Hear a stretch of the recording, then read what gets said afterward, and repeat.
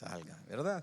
Estamos felices y seguimos adelante con este hermosísimo libro de Filipenses. Como todos, el libro, todo este libro, todo lo que en él está escrito es maravilloso porque todo apunta hacia Cristo. Si usted, mire hermano, cuando usted estudia y lee la Biblia, hoy en este tiempo, no es emocionante y es interesante cuando vamos al antiguo pacto y aprendemos todo lo que hay allá y la revelación que hay sobre la ley de Moisés, sobre los libros históricos, los libros proféticos, los libros poéticos, porque hay libros históricos, hay libros poéticos, todos los 5 primeros libros que hablan y resalta ya el arca del Señor, el pueblo de Israel, la salida de Egipto, etcétera, etcétera. Todo eso es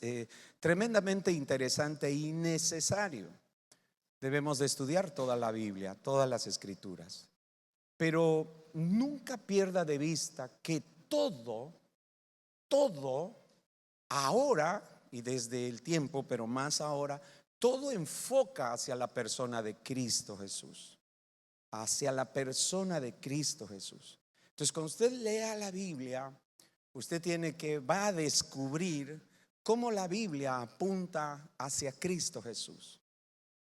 Y por eso es que quiero que abra su Biblia en Hebreos. Antes no cierra ya en Filipenses, pero que abra en Hebreos, por favor, en el capítulo 1. Hebreos capítulo 1, del versículo 1 en adelante. Hay cosas tremendamente interesantes, necesarias, que necesitamos nosotros ver y aprender y tener muy presente. Dice así, ya lo tiene, Hebreos capítulo 1, versículo 1. Dice, por favor, mucha atención. Dice, Dios, habiendo hablado muchas veces y de muchas maneras en otro tiempo a los padres por los profetas. ¿Ok? Entonces Dios, habiendo hablado tiempo pasado. ¿Cómo hablaba en tiempo pasado Dios? Bueno, a través de muchas figuras, de muchos tipos que encontramos en el antiguo pacto, en los profetas, en los libros históricos, en los libros poéticos, etcétera, etcétera. Como hablaba a través de figuras, a través de sombras, como eran los profetas. Hoy hay mucha gente que se entusiasma por escuchar una palabra profética, por ver a un profeta, y pierde de vista y mire, pudiendo hablar con la persona, hay muchos cristianos que todavía se inquietan para hablar y oír de la sombra, porque los profetas eran una sombra. Los profetas eran un tipo, los profetas eran una figura que apuntaban y hablaban de una persona. ¿Qué persona? Cristo Jesús. Y por supuesto, como Cristo Jesús no se había aún manifestado, Jesús todavía no se había manifestado, entonces necesitaba de los profetas, necesitaba de los patriarcas y necesitaba de todas las figuras y los tipos que encuentra en la Biblia. Si usted lee el arca y todos los detalles del arca del testimonio en Éxodo y en el antiguo pacto, en el Pentateuco, usted va ahora a encontrar que todo tenía que ver con Cristo.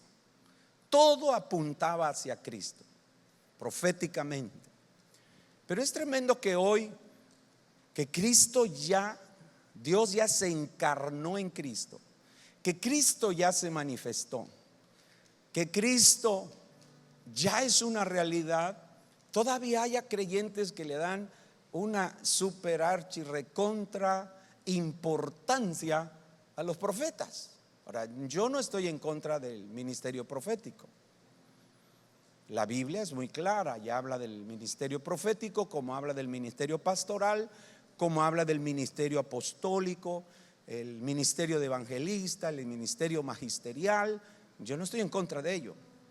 Lo que no es congruente por la ignorancia es que muchos cristianos, pudiendo hablar directamente con la persona, pudiendo escuchar la voz directa de la persona, todavía nosotros tengamos que acudir a consultas proféticas, tengamos que acudir al profeta, tengamos que buscar al profeta para que ore por nosotros, para que nos dé dirección, para que a través de él escuchemos la voz de Dios, para buscar confirmación, pudiendo hablar con la persona de la que hablaban los profetas. Hoy muchos todavía siguen teniendo como prioridad gusto, placer o comezón.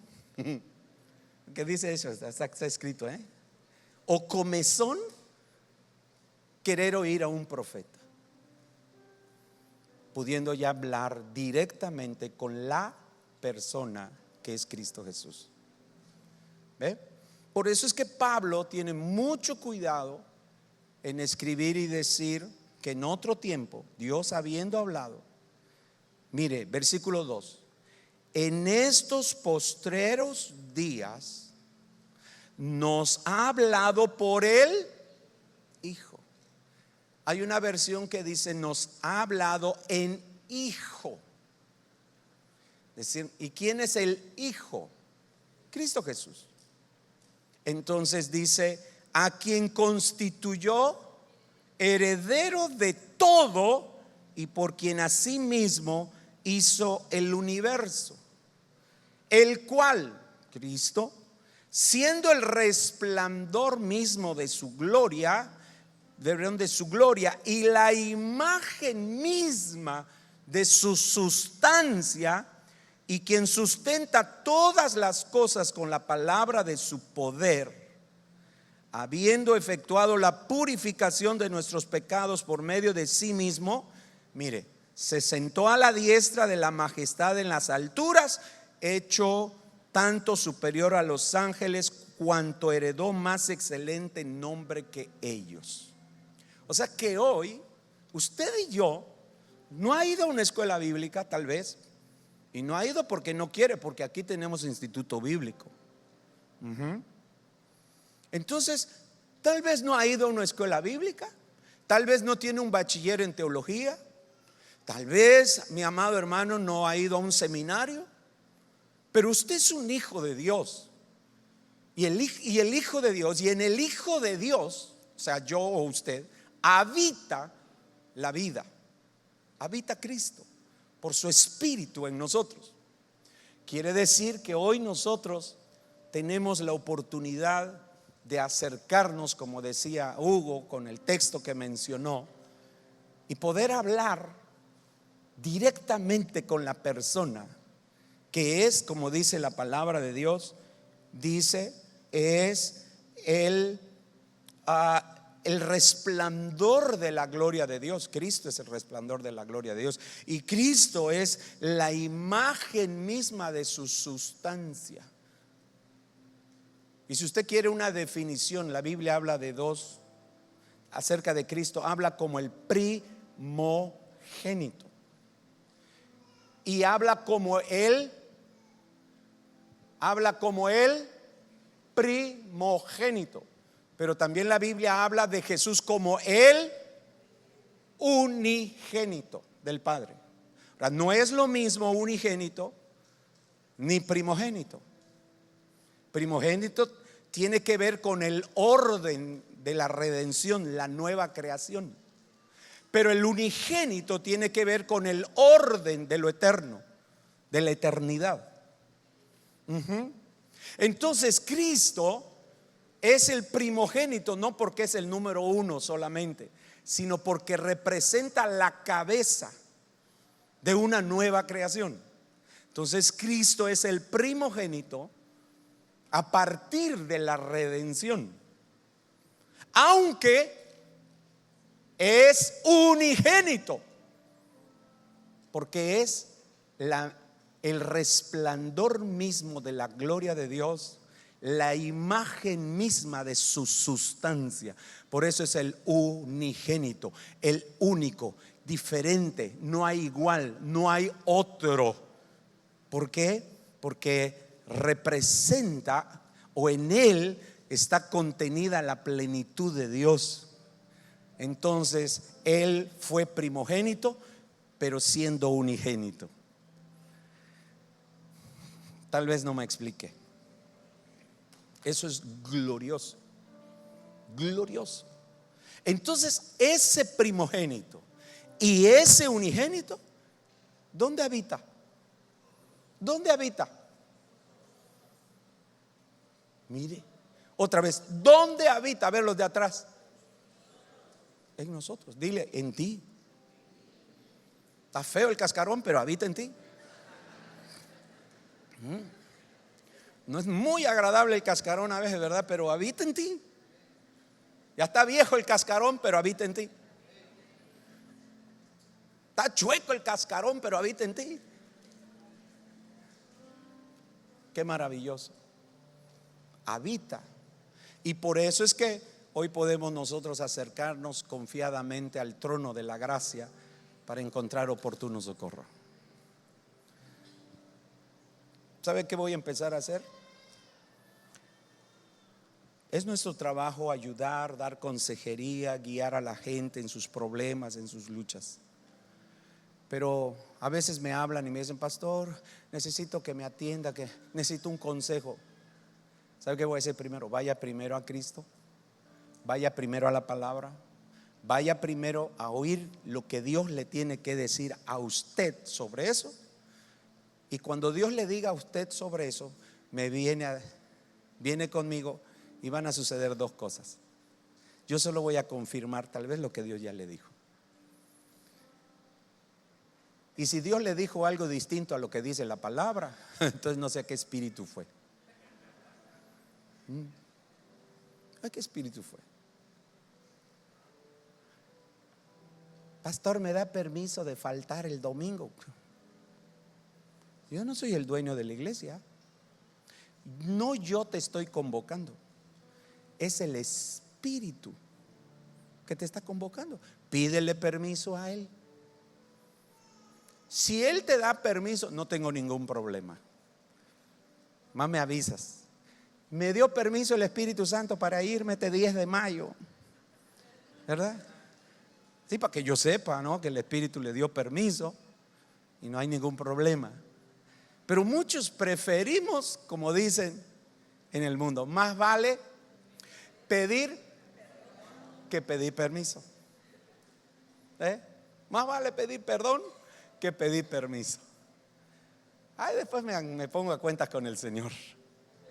Y mire cómo empezamos nosotros a tratar a Dios como si fuera, pues ya ni siquiera nuestro patrón, porque usted no falta a su trabajo, a menos que le tengan que internar en el seguro, pero hasta con calentura, dolor de cabeza, usted se va a trabajar. ¿Por qué? Porque ama a su patrón. No. Porque no puedo vivir sin mi trabajo. No. Porque sabe que si no va, le van a descontar. Aquí es al revés. Usted no viene y en lugar que Dios le descuente, usted le descuenta a Dios. Aquí es al revés, porque en lugar que Dios le descuente, ¿cómo? No, usted le descuenta a Dios. Le descuenta su alabanza. No te alabé hoy, Señor. No, pero allá en mi casa. No es cierto.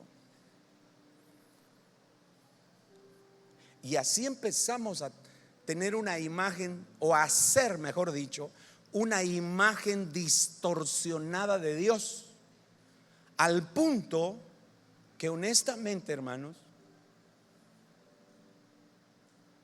hacemos un Dios a nuestra imagen y una iglesia a nuestra imagen. Y por eso es que hay un montón de que se van para acá. No me gusta esta iglesia, no me gusta aquella, no me parece. Estoy de acuerdo que hay iglesias, lamentablemente que no son saludables.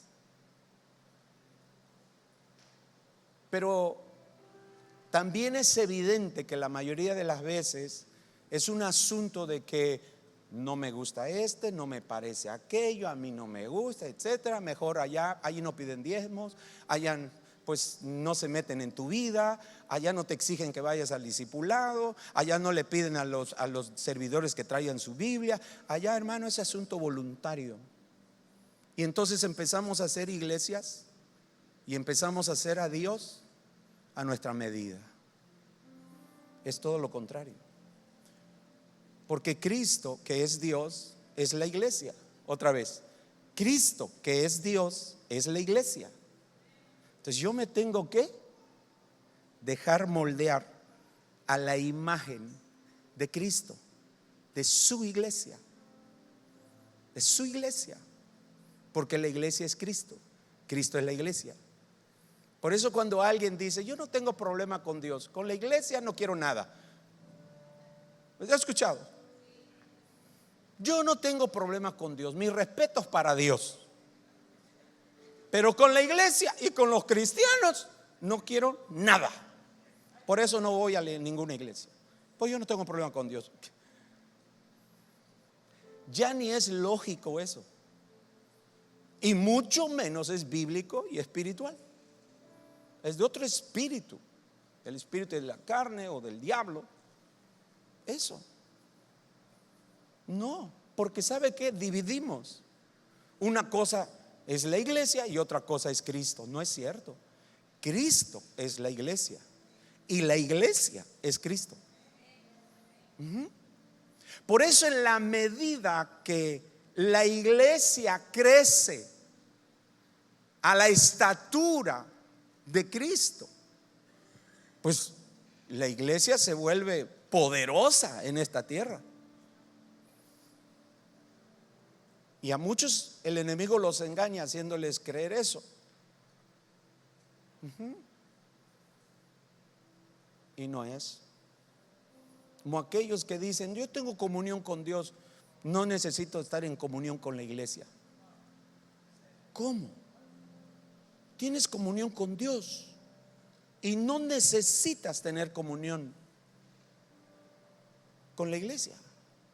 Déjame decirte que en la iglesia es donde expreso y manifiesto que tengo comunión con Dios. Es en la iglesia donde expreso y manifiesto que tengo comunión con Dios. Es en la iglesia donde mi comunión con Dios se perfecciona. Mi comunión, mi amor hacia Dios, ¿dónde se perfecciona? Ahí solo sobre la mata de mango, ¿no? Allá estoy. Ahí está el pastor allá, la mata de mango solito allá. ¿Por qué? ¿Qué hace pastor? El amor de Dios se está perfeccionando en mi vida. Al contemplar la naturaleza, al contemplar los tremendos mangos que salen acá, el amor de Dios se está perfeccionando. Es cierto. El amor de Dios se perfecciona en la comunión con los santos, porque la comunión con los santos es la expresión visible de que yo tengo comunión con Dios. Entonces no hay manera de separar el asunto. De la misma manera, cuando yo ofendo, agravio, hiero, lastimo a alguno de ustedes que es el cuerpo de Cristo, estoy lastimando, estoy ofendiendo, estoy agraviando a Cristo, literalmente a Cristo. Pero ¿qué hacemos nosotros separados? No, yo no ofendí a Cristo. Pues sí reconozco que le dije unas cosas gachas al hermano, pero yo no. Eso es otra mentira. Y es una norma social que nosotros hemos establecido sutilmente en la iglesia. Agraviamos, ofendemos, lastimamos a los hermanos como si nada, pensando que fue a la hermana Evelia a quien yo ofendí, pero no fue a la hermana Evelia solamente. ofendí a Cristo. Porque la iglesia es Cristo. Cristo es la iglesia.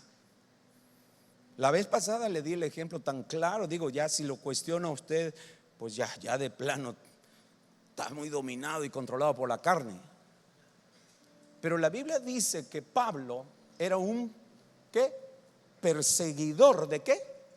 De la iglesia. Y cuando recibe permiso del sistema religioso para ir a perseguir, capturar y arrastrar y hasta para matar a los cristianos, a los discípulos de Cristo, dice que recibió cartas, es decir, permiso, y ahí se iba. Y en el camino a Damasco, que dice la palabra, en el camino a Damasco se le apareció ¿quién? ¿Quién se le apareció, hermanos, allá atrás? ¿Quién se le apareció? Cristo. Se le apareció Cristo. Él después lo dice: y a mí, que soy como un abortivo, fue el último a quien se le apareció Cristo. Entonces se le aparece Cristo en el camino y le dice: Pablo, ¿a dónde vas? Saulo, perdón. No, era para ver si están durmiendo.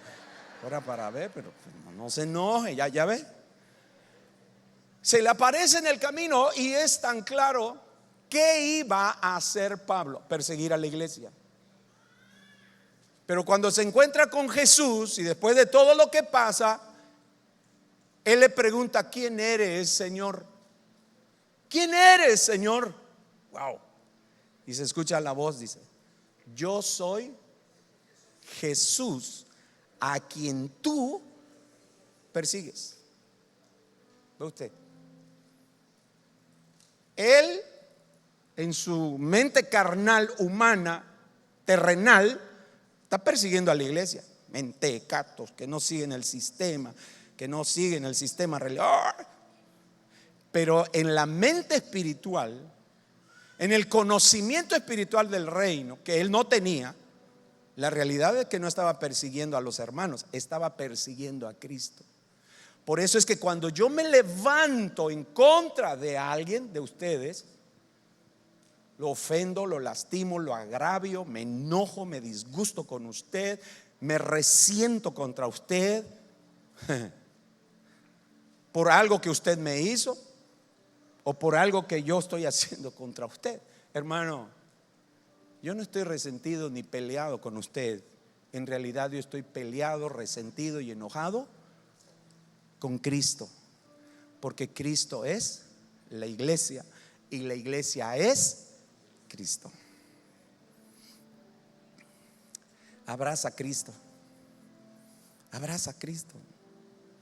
Abrázala. Abraza a Cristo. Mire, abraza. Bueno, algunas, sí, pásale así con mucho respeto, ¿verdad? Pásale la manito porque no es tu esposa o no, pásale. Y diga: qué lindo, ¿qué tono estamos? Qué lindo es mi Cristo, cuán grande es su amor. Yo andaba perdido, mas vino y me halló. Su amor me asegura, conmigo Él está para siempre, por la eternidad.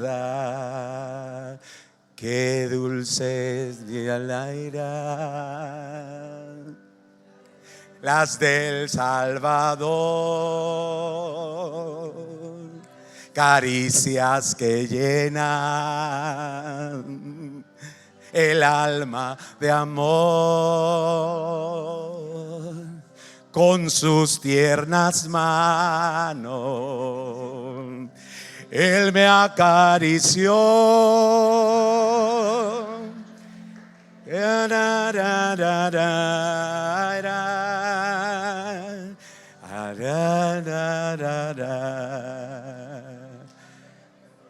Vamos, utiliza tus tiernas manos para acariciar a Cristo. Mira, no es el Cristo negro, hermano. Está negro, pero no es. Mire, hermano, si alguno de ustedes fue a besarle los pies a la madera esa del Cristo negro, alguna ya la habían besoteado como 2.380 personas y usted fue la 85. ¿Cómo no va a poder usar sus manos para cuán dulces caricias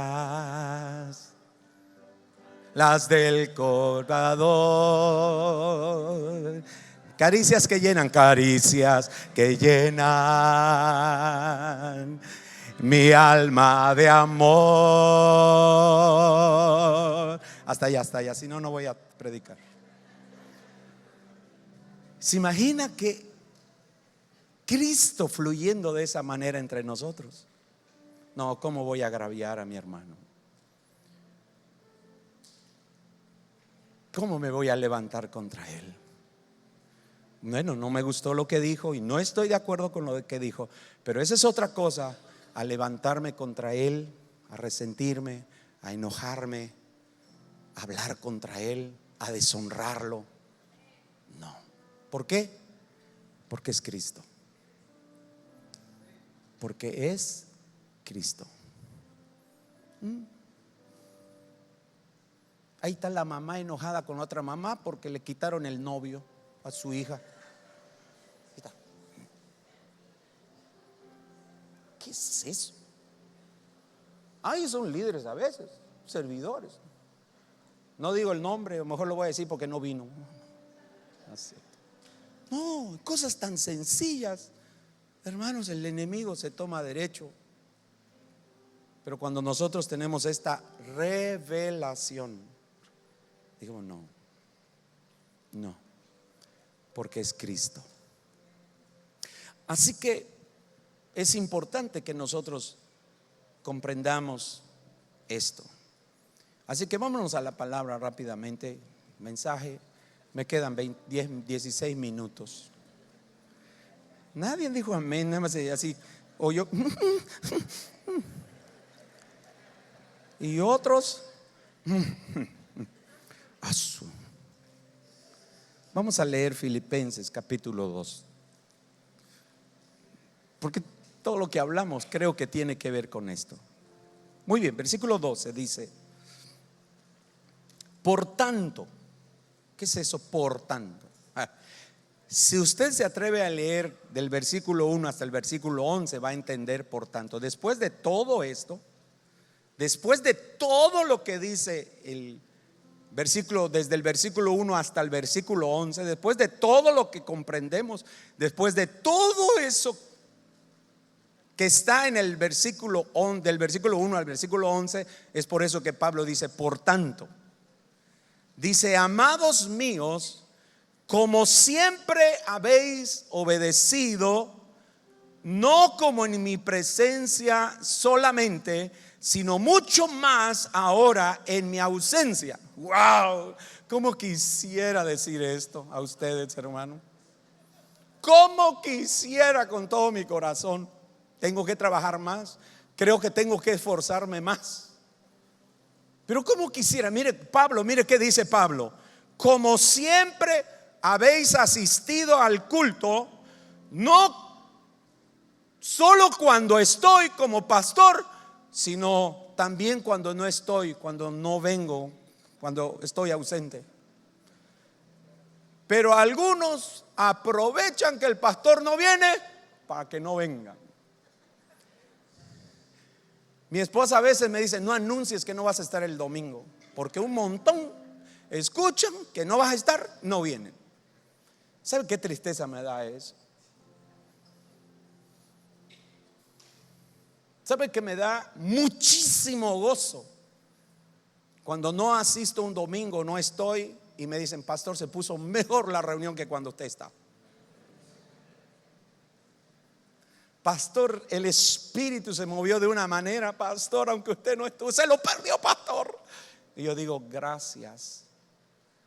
porque entonces eso me demuestra que esta congregación no depende del pastor, no depende de mí, sino esta congregación depende del Espíritu Santo. De tal manera que aunque no estoy a veces por alguna razón, y algún día no voy a estar ya, la iglesia va a seguir adelante. ¿Por qué? Porque la iglesia no está dependiendo de un ministerio, de la unción de un hombre, sino está dependiendo del Espíritu Santo. ¿Alguien dice amén, hermanos? Entonces Pablo, mire qué satisfacción tenía Pablo. Yo todavía no tengo, de repente algunos, ¿verdad? Pero creo que debo trabajar un poquito más para tener esta satisfacción. Próximo domingo no voy a estar.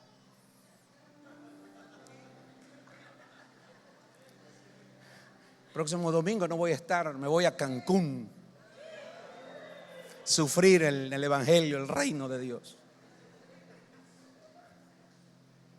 Me van a tratar como rey, me van a dar de comida como rey, me van a hospedar como rey. Ya me prometió el pastor Toño que no sé a dónde me va a llevar. Le digo, llévame, haz de mí lo que quieras. Ya si queda tiempo, ponme a predicar.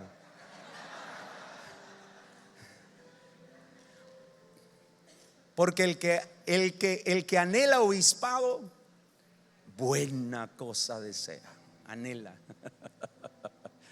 No vamos a predicar, pero vamos a estar fuera la próxima semana. Pero bueno, gloria a Dios.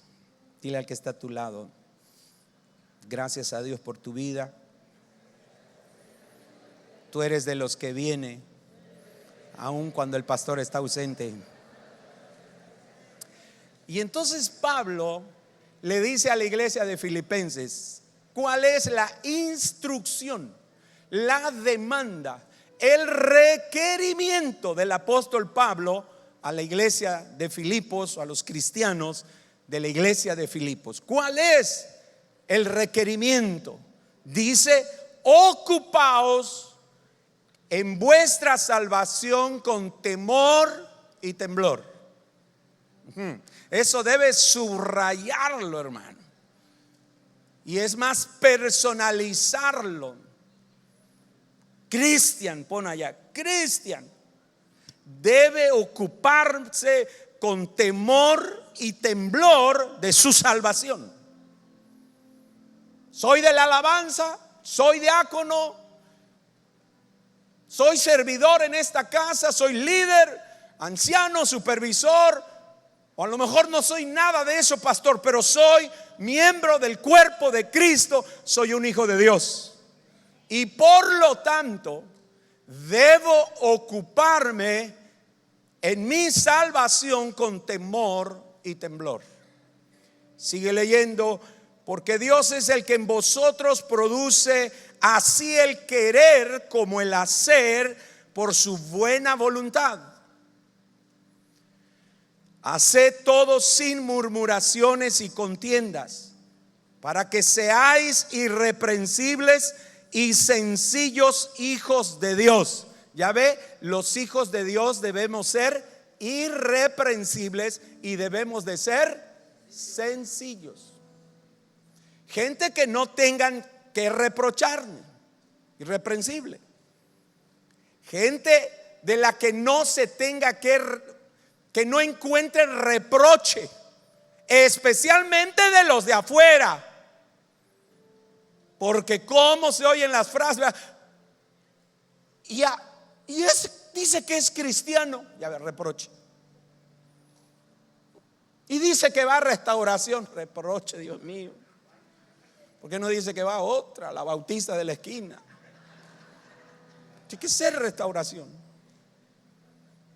Entonces el Hijo de Dios debe manifestarse como una persona irreprensible, que no encuentren reproche en su vida.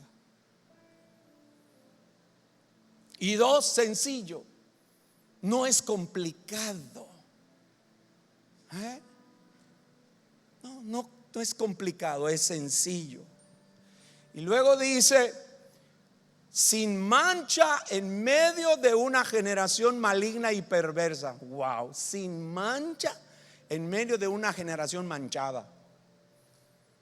No manches. Pero a veces tenemos que escuchar hasta acá, no manches. Yo no sé qué es eso, no manches. Si es algo así medio. ¿Alguien me puede decir qué quiere decir no manches? Ya hasta mi nieto lo escucho, no manches, abuelito. Te pasas de lanza, abuelito. ¿Alguien me puede dar esa revelación? No manches, ¿qué significa? No manches. Si está feo, luego en mi oficina me lo dice.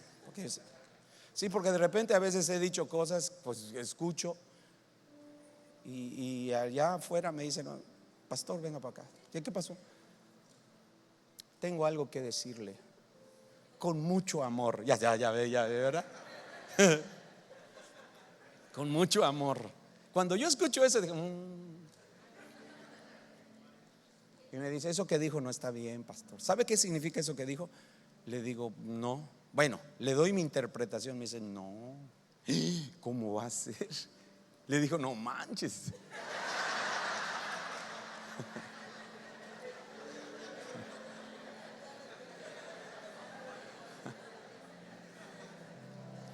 Pero ve cómo nos vamos acostumbrando al lenguaje pagano y lo volvemos mundano.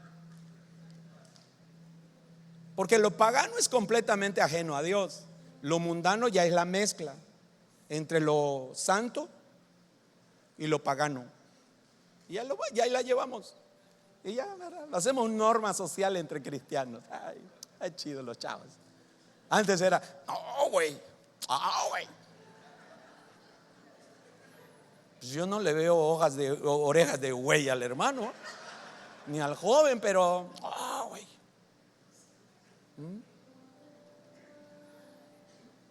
Entonces dice que seamos hijos de Dios irreprensibles. O sea, un hijo de Dios tiene que ser irreprensible, debe ser sencillo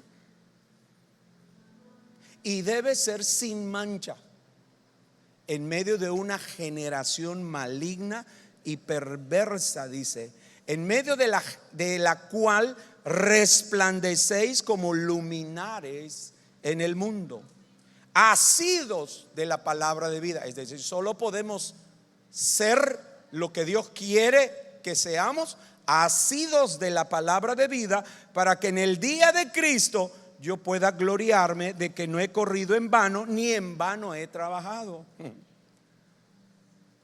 A veces lo uso como chiste esto, porque algunos cuando lo escuchan, ay hermano, ya se cayó el hermano, ya atropelló, ay Dios mío, me temo que he corrido en vano después de 20 años.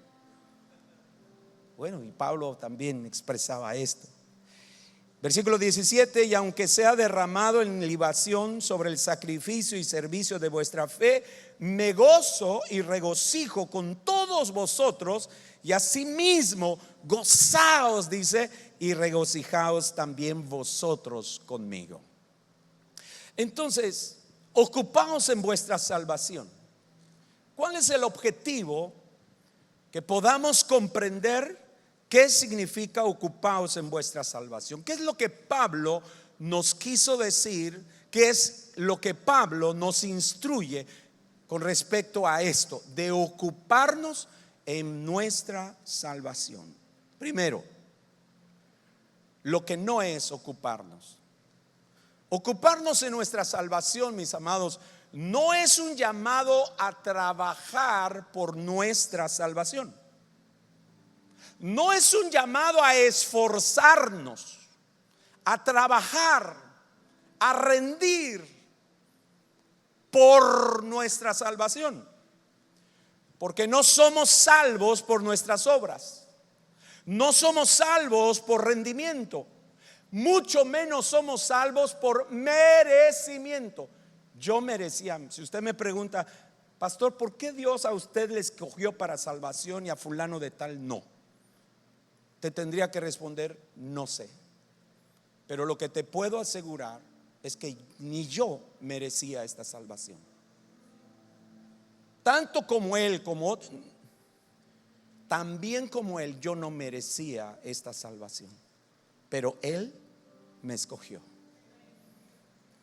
Porque el llamado de Pablo no es que te ocupes para ser salvo, porque nuestra salvación no es por obras, nuestra salvación no es por merecimiento, nuestra salvación no es una factura que Dios nos paga por nuestras obras. Nuestra salvación, como dice la palabra, es por gracia. Es por gracia. Ahora bien, es importante que nosotros comprendamos un poco el asunto de gracia.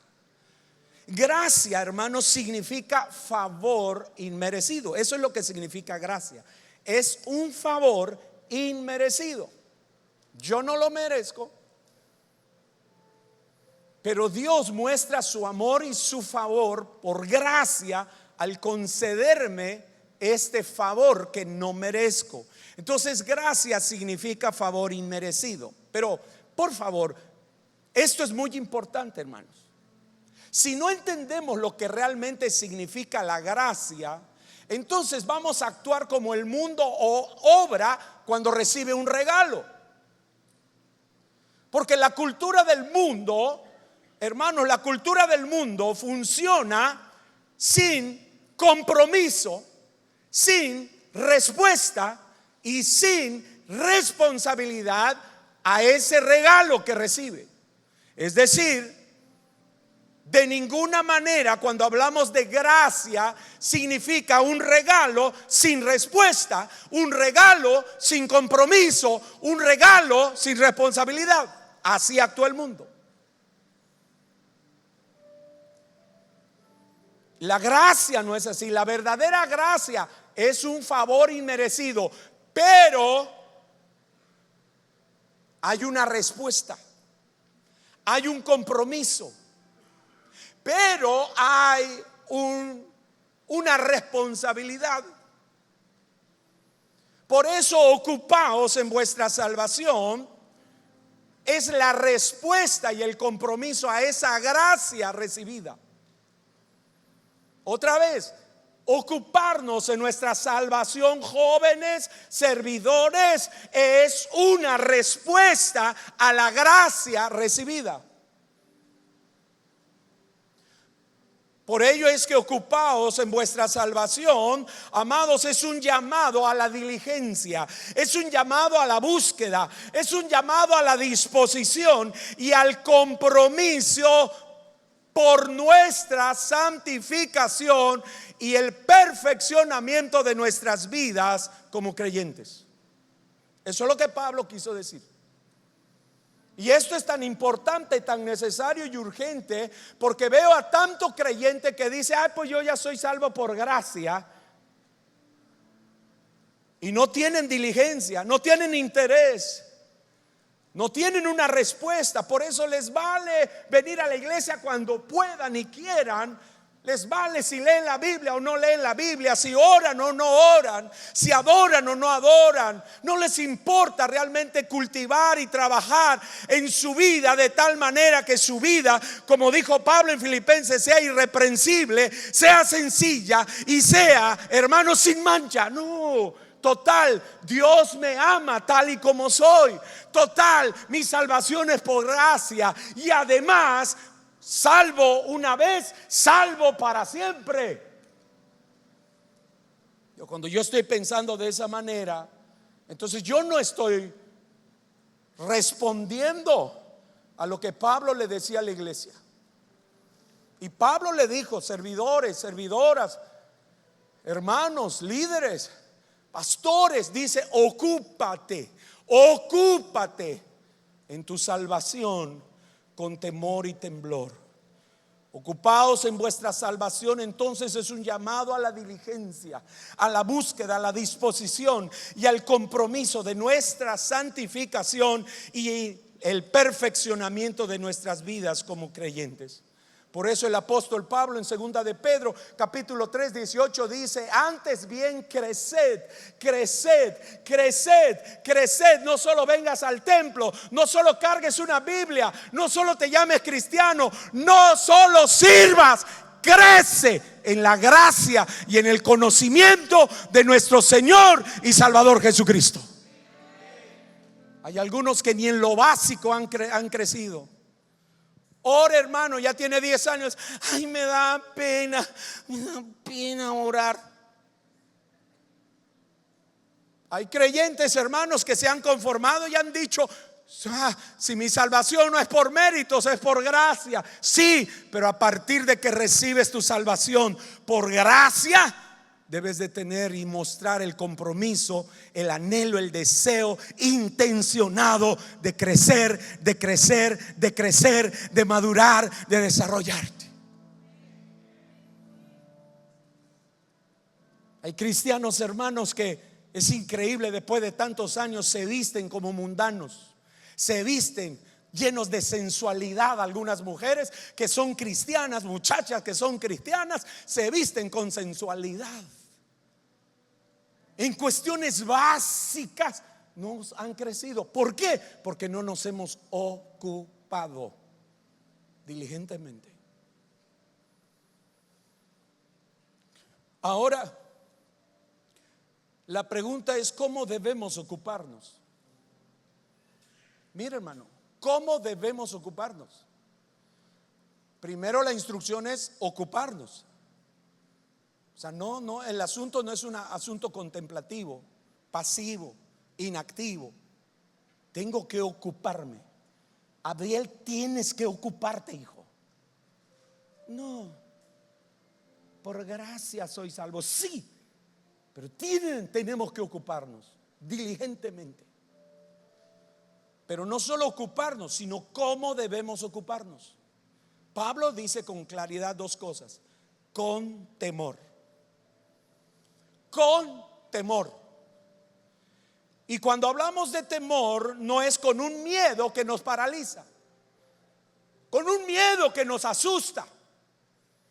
No, el temor no es un asunto de tener miedo, un miedo que nos espanta, que nos aterroriza.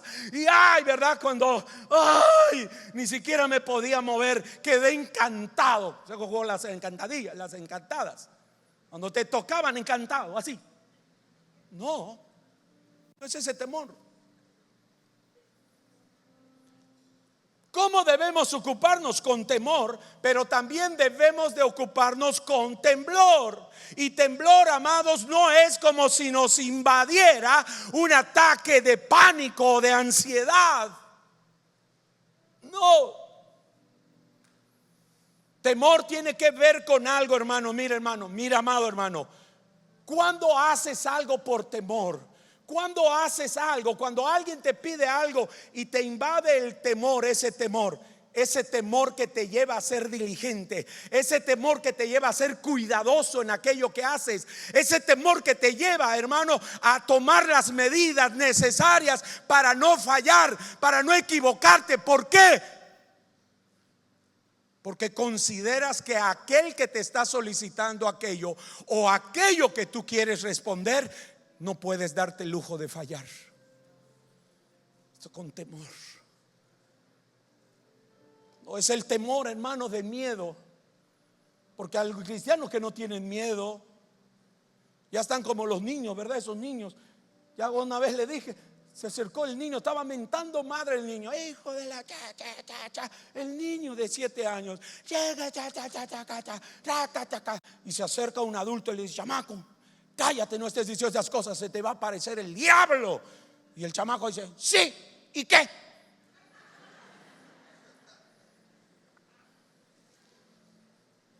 No, tiene temor.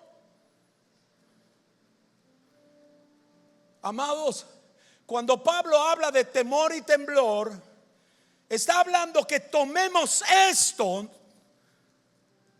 como un asunto serio, como un asunto necesario, como un asunto primordial y como un asunto vital. No solo en razón de la grandeza que se nos ha dado, que es la salvación, como Pablo dice en Hebreos, de una salvación tan grande, no es cualquier cosa. La salvación es gratis. No, porque nuestra salvación no proviene de una gracia barata. Y la salvación es tan grande que cuando yo pienso en el costo, en el precio que se tuvo que pagar por mi salvación, yo no puedo tener mi salvación como un par de zapatos que me los quito y me los pongo, como una ropa, un vestido, ¿verdad? Que me lo quito y me lo pongo cuando vengo a la iglesia y me lo quito cuando salgo de la iglesia. Es una salvación tan grande. Le costó a Cristo la sangre de su Hijo. Le costó a Dios la sangre del primogénito, la sangre, la vida del unigénito. No es cualquier cosa. Cuando yo veo cristianos que no les interesa crecer, no les interesa desarrollarse, están en la alabanza, son de la alabanza y están predicando y está dormido el salmista, no le interesa su salvación. No le interesa, menosprecia, no ha considerado, no tiene conciencia de lo grande que es nuestra salvación. Ocuparte en tu salvación, hermanos, con temor y temblor. Con temor y temblor. Eso solo lo produce cuando tenemos una conciencia que es un asunto serio. Veo cristianos que vienen a la iglesia cuando quieren. Vienen a la oración cuando pueden, llegan tarde, no cargan Biblia. Yo siempre he dicho, si no son capaces de cargar la Biblia, por la razón que sea, está muy grande, pastor, me da pena, se me cae en el coche. Si no son capaces de cargar su Biblia, menos serán capaces de leer, de escudriñar, y menos de regular, de subordinar y de que la Biblia rija la vida de ellos. El mundo sigue rigiendo nuestra vida.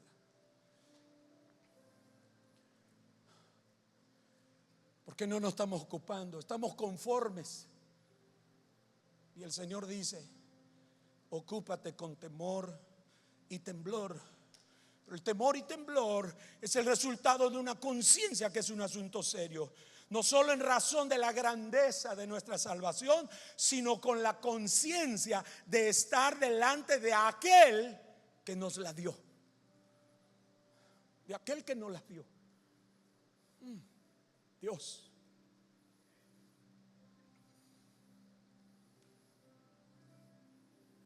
Jesús, dice la palabra, que se arrodillaba cuando iba con el Padre. No tienes que arrodillarte, hermano. No tienes que arrodillarte cuando oras. No tienes que arrodillarte cuando vas al Padre. No lo tienes que hacer. Pero si tú tienes una conciencia y te pones a pensar, ¿por qué Cristo se arrodillaba delante de su Padre? Porque su Padre, Él reconocía quién era. Él reconocía delante de quién estaba. Él reconocía. No, si no te quieres arrodillar, no te arrodilles, hermano. Pero te aseguro que cuando tú y yo tenemos una conciencia de a quién me estoy dirigiendo, a quién me estoy acercando, a quién estoy adorando, a quién estoy acercándome para orar, por lo menos puedo doblar la rodilla. No es un asunto de forma religiosa. Es un asunto de conciencia, de saber quién es nuestro Padre y quién es el que nos dio esa salvación. No tomarás el nombre de Jehová tu Dios en vano.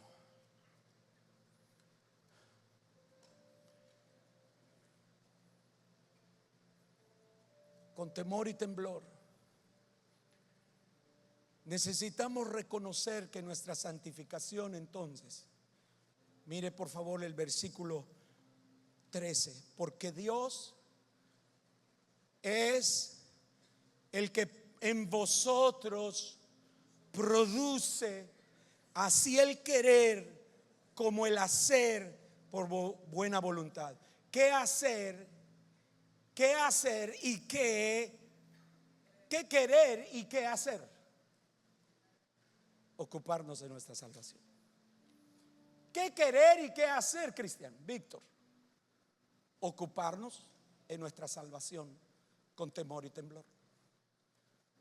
Ahora, esto es importante porque necesitamos entonces reconocer que nuestra santificación es un proceso cooperativo. Es un proceso cooperativo donde Dios está obrando y yo ocupándome. Donde Dios obra y yo me ocupo. Es una aventura, hermanos, entre nosotros y el Espíritu Santo. Es una aventura entre nosotros y el Espíritu Santo. Porque el encargado de nuestra santificación, el encargado de nuestro perfeccionamiento, el encargado, hermanos, de llevarnos a una madurez, no es nuestro esfuerzo propio, no es nuestra inteligencia propia. Es un asunto de cooperación. El Espíritu Santo obrando y yo ocupándome en mi salvación con temor y temblor. Porque el Espíritu Santo es el encargado de santificarme.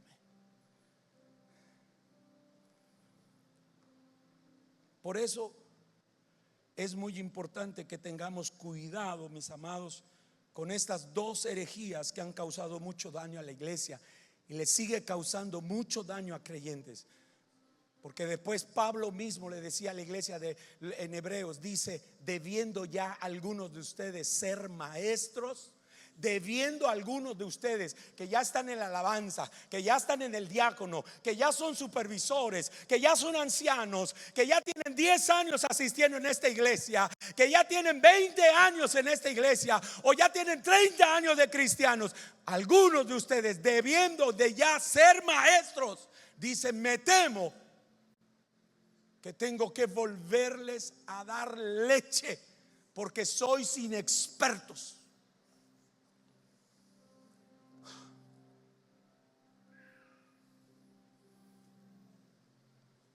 Después de tantos años que sirves, después de todos los títulos y las funciones que has adquirido aquí en la iglesia, después de los 5, 6, 10 años que ya asistes aquí, sigues sentado allá esperando que te den tu biberón o tu chupón, debiendo ya ser maestros. Debiendo ya ser maestros. Y por eso hay que tener cuidado. Yo estoy seguro que usted ni conoce estas dos herejías, pero se las voy a mencionar porque aunque usted no las conoce, se dan, porque es un asunto espiritual. Estas dos herejías, hermanos, número uno es el activismo. No la actividad, el activismo. No la actividad, porque ocuparnos en nuestra salvación requiere de nuestra parte actividad, pero no activismo. Porque el activismo, mi amado hermano, es la que resulta de la justicia propia. Es las personas que están en la búsqueda de la santificación como algo que pueden lograr por sí mismas o en sí mismas, por su propio esfuerzo, su propia diligencia. Eso es activismo.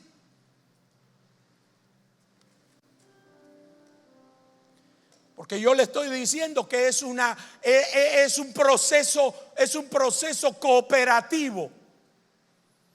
Entonces el activismo no funciona cuando tú por tu propio esfuerzo, por tu propio carácter, por tu propia fuerza de voluntad quieres lograr ese nivel de santificación. No, eso se llama activismo.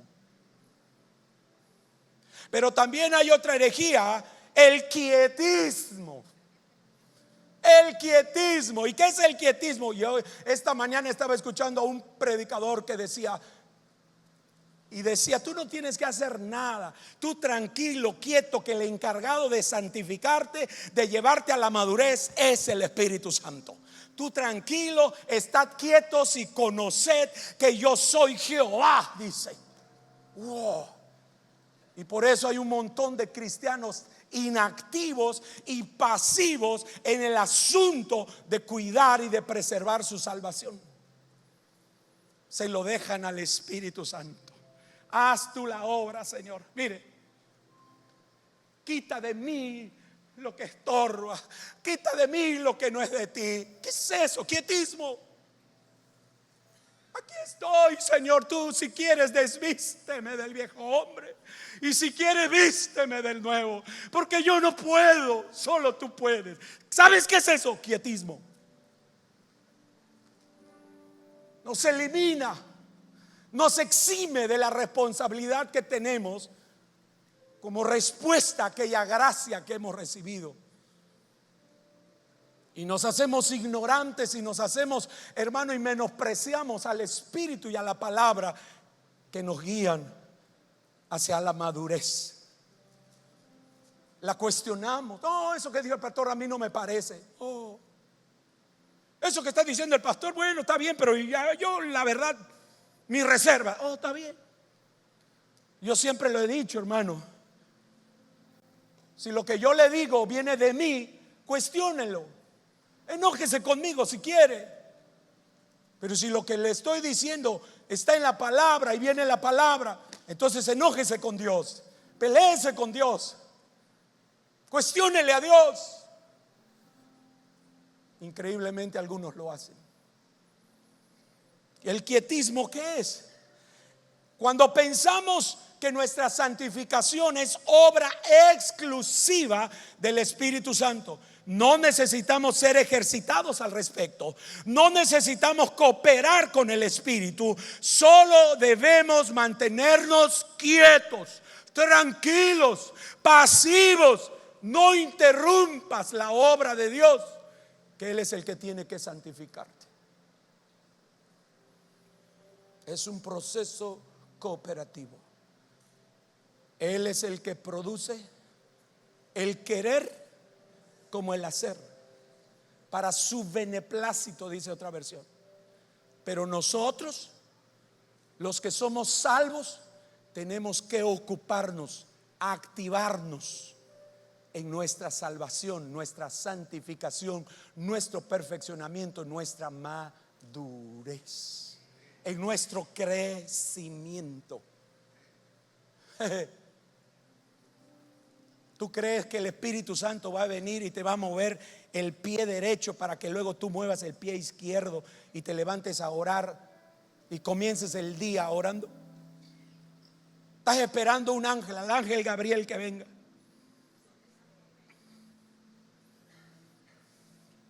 Me acuerdo de esa pareja que vino con el pastor Víctor Richards en un evento.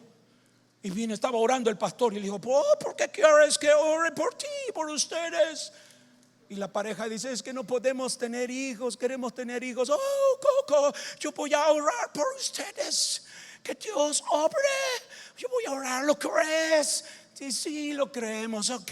Dice: ¿y qué están haciendo para tener hijos? Pues estamos ayunando, estamos orando, estamos leyendo la palabra.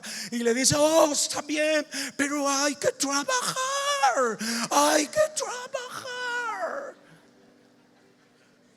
Tienen la mente muy cristalina ustedes. Estás orando, estás ayunando, pero estás con tu esposa cada 3 meses, cada 4 meses, cada 5 meses. Ay, Señor, cambia a mi esposo. Sí, cambias a tu esposo. Quieres que Dios cambie a tu esposo, pero tú no cambias. Quieres controlarle la vida. Eres como gotera continua en la vida de tu esposo. Pero quieres que eso se llama quietismo.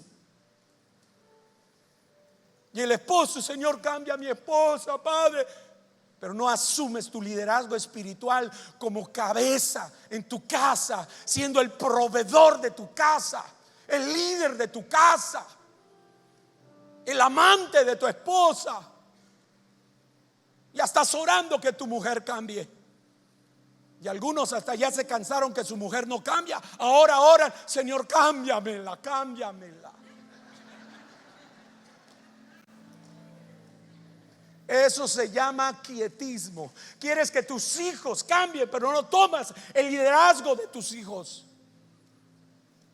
Crees que porque son cristianos tienen la libertad para hacer de su tiempo y de su vida lo que ellos quieran, sin rendir cuentas.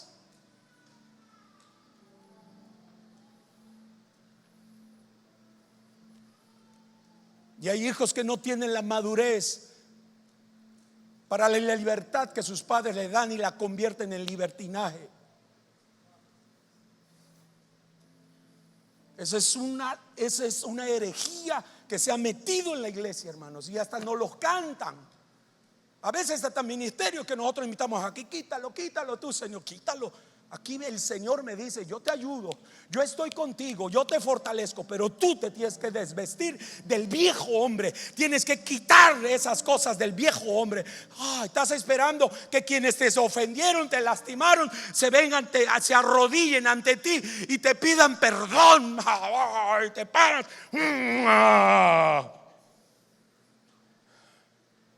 Cuando el Señor dice: perdona. Si te ofendieron, porque ¿cuántos cristianos somos demasiado sensibles? Todo nos ofende. Y como todo nos ofende, estamos heridos. Y como estamos heridos, pues ni modo, tiene que venir el hermano a pedirnos perdón. Se llama quietismo. Pensamos que todo es el Espíritu Santo. Tú hazlo, Señor. No. Póngase de pie, ya terminé. Pero voy a terminar de esta manera.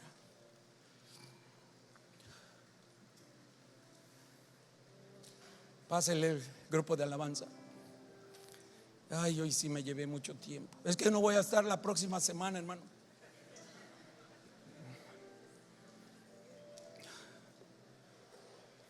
Perdónenme,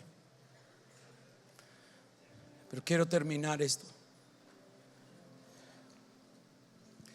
Del versículo 14 al versículo 18, ya lo leímos. ¿Qué es el versículo 14 al versículo 18? Bueno, hay muchas cosas que podemos aprender, pero en términos generales, del versículo 14 al versículo 18, es solo la evidencia externa, la manifestación externa, las consecuencias externas de que nos estamos ocupando con temor y temblor en nuestra salvación, y que estamos siendo perfeccionados, y que estamos creciendo a una madurez, y que estamos siendo desarrollados. Del versículo 14 hasta el versículo 18, solo, como yo le llamo, solo son las consecuencias externas, las consecuencias, evidencias, manifestaciones externas de que me estoy verdaderamente ocupando en mi salvación con temor y temblor, porque estoy creciendo, porque estoy madurando, porque Cristo está gobernando mi vida, porque el Espíritu es quien dirige mi vida, el Espíritu es quien me guía. Y por eso Pablo dice: puedo hacer todo sin murmuración y sin contienda. No hago las cosas por murmuración. No hago las cosas por competencia. Las hago con humildad. Eso es Cristo. Empiezo a ser irreprensible y sencillo como hijos de Dios, sin mancha. Aleluya. Mi vida está marcando una diferencia. Estoy en el mundo, pero no soy del mundo. Hay más de Cristo en mi vida que del mundo. ¿Por qué? Porque estoy siendo diligente y estoy ocupándome en mi salvación con temor y temblor. Es el resultado sencillamente de que estoy haciendo. Subí en mi Facebook, si alguno me sigue, y puse algo allí: la fe en Cristo que nos salva es una transformación interna. Es una transformación interna con consecuencias externas. Si no se ven esas consecuencias externas, mi hermano, le tengo que decir: usted todavía está muerto, aunque viene al templo, aunque viene a la iglesia, y aunque a lo mejor hasta tiene un título en esta casa. Si no hay las evidencias externas de esa transformación interna que el Espíritu Santo hace de manera cooperativa entre Él, entre yo y Él, si no se ven esas consecuencias externas, no hay otra conclusión. Todavía estoy muerto, todavía estoy en mi pecado. Necesito nacer de nuevo. Necesito nacer de nuevo. si todavía venir al templo me molesta, si todavía, hermanos, ocuparme las cosas del reino son menos importantes que las cosas de mi familia biológica, de mi trabajo secular, de mi profesión o de las cosas del mundo terrenales, hermano, tengo que decirte que necesitas nacer de nuevo. Si la prioridad en tu vida son las cosas terrenales, las cosas humanas y todo eso, déjame decirte que necesitas nacer de nuevo. Porque si no hay evidencias, no hay consecuencias externas de tu salvación y de tu ocupación en tu salvación, significa que estamos todavía muertos en nuestros delitos y pecados, y necesitamos nacer de nuevo. Cierra tus ojos y yo te voy a invitar que levantes tus manos.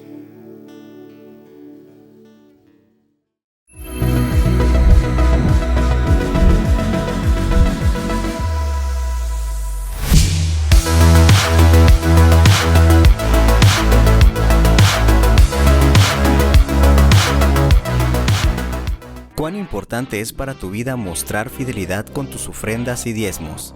Si deseas hacer una donación, te proporcionamos los siguientes números de cuenta.